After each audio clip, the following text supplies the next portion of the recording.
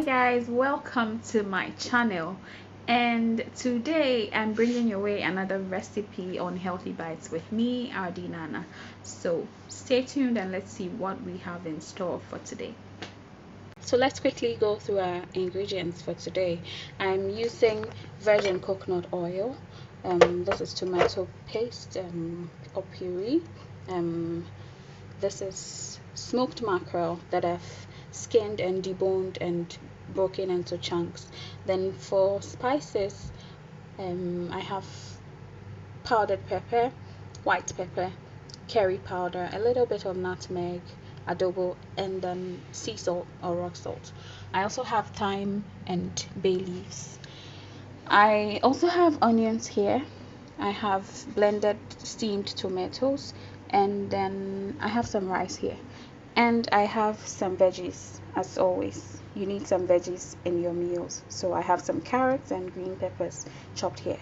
So let's get cooking, guys. I start by adding my oil to the pan. Okay, just enough to cover the bottom. Okay, now I'm going to teach you a simple trick to help with coconut oil, especially if you don't like the flavor or you get a type that is not cold pressed, so has that very pungent coconut smell. The best way to take out that aroma is to put your herbs into the oil, so sort of fry the herbs in the oil. So I'm going to drop my bay leaves, okay, and my thyme into the oil. The advantage of doing this is that it leaves a lasting flavor in the oil, so your stew smells really aromatic, it smells really good. And if you are using coconut oil, it helps to take away most of the flavor in the coconut oil. I'm going to add my onions to the oil.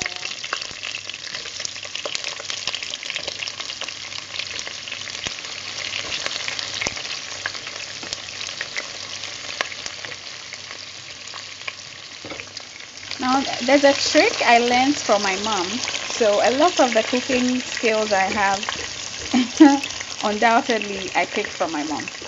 So when my mom wants to make that really good pot of stew for everyone to enjoy, she has a simple trick that she uses, and it has helped, and all my friends who have tried it have attested that it's the best trick they could ever use.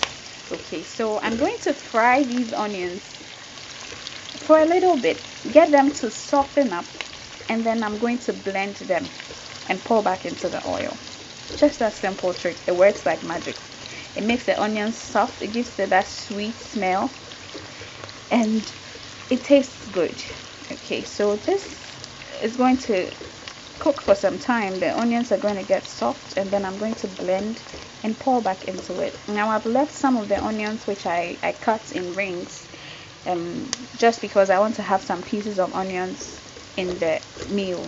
Okay, so when I take these ones out, whilst the oil is on fire, I'll put those ones in to fry. Okay, so let's give this a few minutes. So my onions have been cooking for a couple of minutes now. They are softer, so when they're soft, I'm going to transfer them, drain the oil, and transfer them into a blender. Okay, so I'm going to transfer everything, and then I'll blend. So my onion rings have been in the oil whilst I was blending the onions, the other ones. Okay, so now this is what I have, so I'm going to pour it in.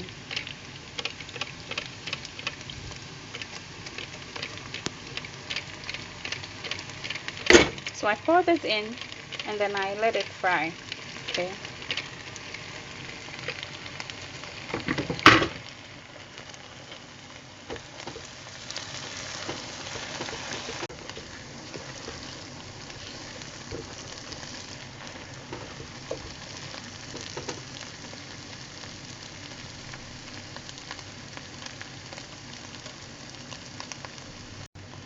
So when it fries for some time, I'm going to add my tomato puree, and I stir everything in.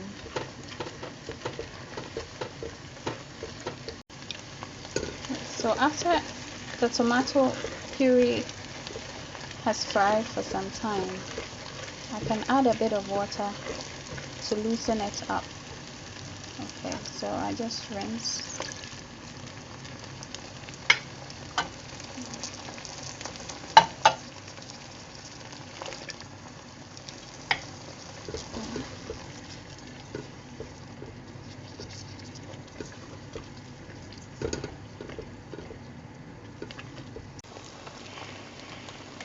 Okay, so I'm now going to add my blended tomatoes.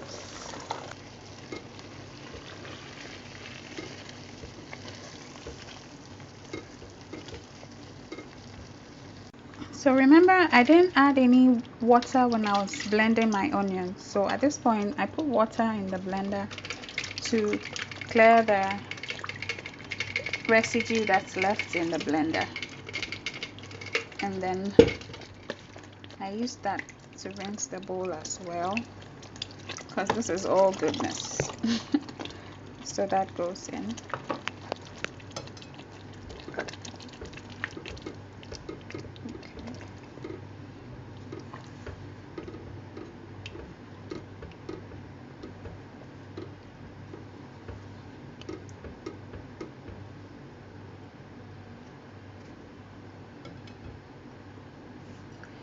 So I'm going to cover this halfway and let it cook. It's going to cook for some time, and then the oil will start to resurface, all the oil that has been mixed in.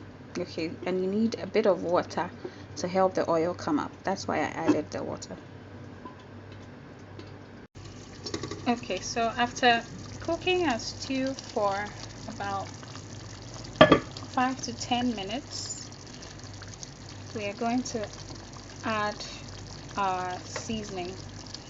Now I'm going to add everything except the salt, because I want to taste and adjust if I need more salt. The adobo contains salt, so when you are using it, you want to be mindful of how much salt you add. Okay, so I add everything. Now I forgot to mention that I'll add blended ginger. Okay, but I almost always use it in my cooking, so that goes in as well.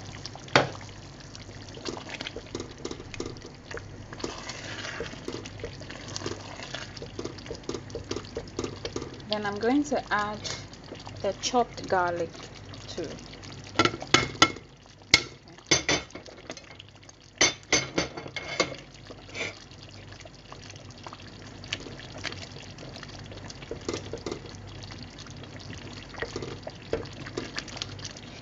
If you want to add a bit of oil so your stew fries and you have some gloss on it, that's fine. But you have to know that too much oil is not healthy. Okay, so you can add a little bit of oil. Because of the amount of tomatoes we used, I'm going to add a little bit, but when you're cooking, be mindful of the oil. After I add my seasoning, I'm going to add the fish. Okay, this has been cleaned already, so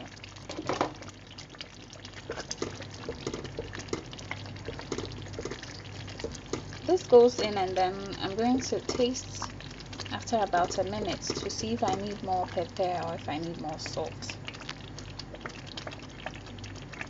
Okay guys, so when you're preparing jollof, the stew plays an important role. We all know that the stew has to taste good, but you also have to adjust the taste when you add your rice. Okay, and sometimes depending on the brand of rice you are using, for example, you may find out that you need to add more water or whatever.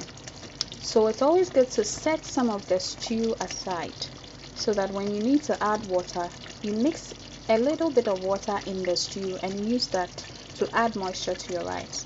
If you keep pouring water in your jollof, you're going to have some parts looking pale and other parts looking good, which is not nice. Okay, also if you have some people in your home who want to eat jollof rice with stew, then you have some stew for them. Okay, so I'm going to set some of this stew aside, and then we're going to add our rice and cook our jollof.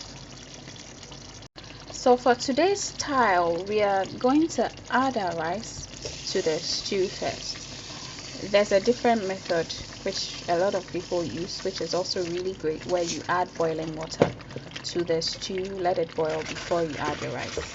Today I'm using this method. Okay, so we are going to add our rice into the stew. Okay, now as I said, you have to adjust your flavor when you add your rice. Okay, so I have tasted this, but because I've added rice, it's going to take away some of the salt, it's going to take away some of the pepper.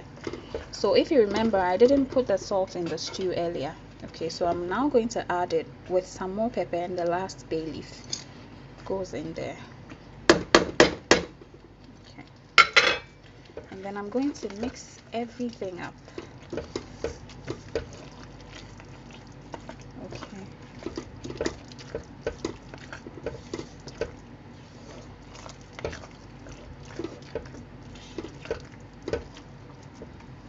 now what I'm going to add to this is very hot water. Okay, boiling water, which I just boiled in a kettle. I'm going to pour a bit of that. Before I do that, I'm going to turn up the heat. Okay, I'm going to turn up the heat so that the fire is very hot, and then I add the boiling water to the rice. Okay, I need enough to cover the rice.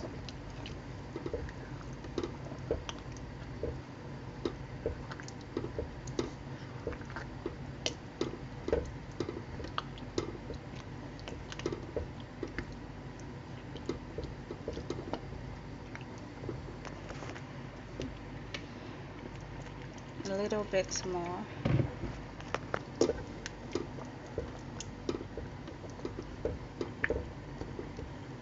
And then I'm going to taste if I need to add anything. I doubt I'd have to add anything.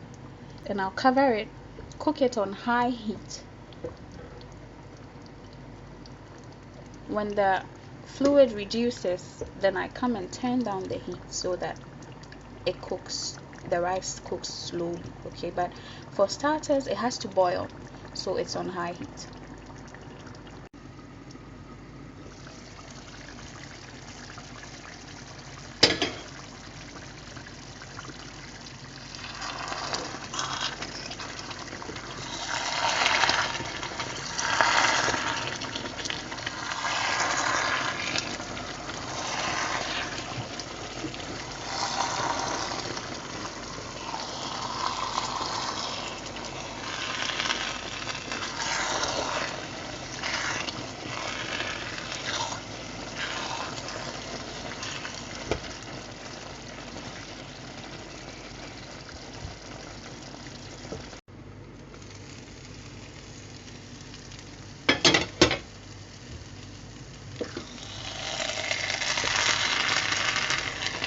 So this is the second time I'm stirring since the rice went into the stew. You don't have to stir continuously, else you're going to break up your rice, and if you don't allow the heat to cook the rice, you're going to have ununiform rice. Okay, so I'm just stirring this, and then I'll cover it and reduce the heat to very low so that the rice cooks through.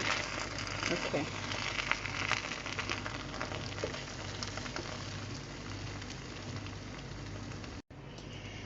Okay, so our rice has been cooking for some time. Ooh la la.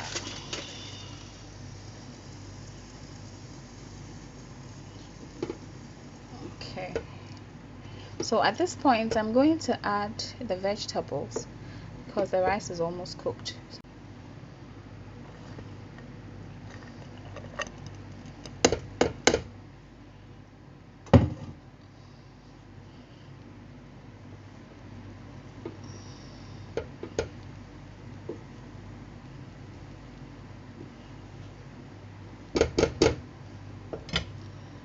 I'm going to cover it back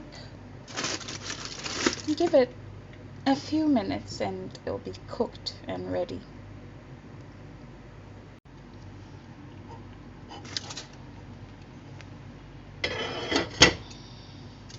Drum roll, please.